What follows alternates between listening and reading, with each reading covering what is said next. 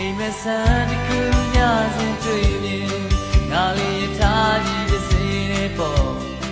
ဘယ်စမလေးမသိတဲ့ကြီးစင်အမောင်မခုံမောင်ရင်ငါတကူရဲတော့ပြည့်ပြီးတယ်နေရအချိန်ပြည့်တဲ့ချက်နဲ့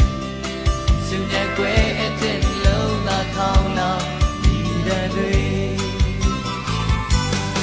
မောင်လေး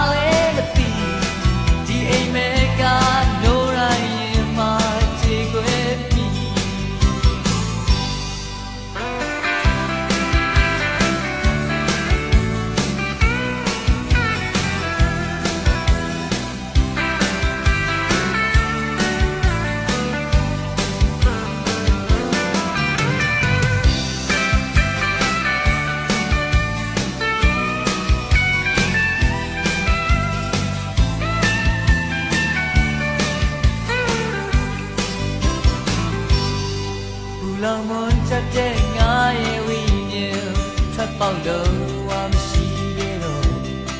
ဒီလက်ဆက်တဲ့ကလေးဘဝကောင်းငယ်တို့တန်ရာတွေနဲ့ပေါ်ရွှေရောက်တော့ပါရဲ့နေရများစွာ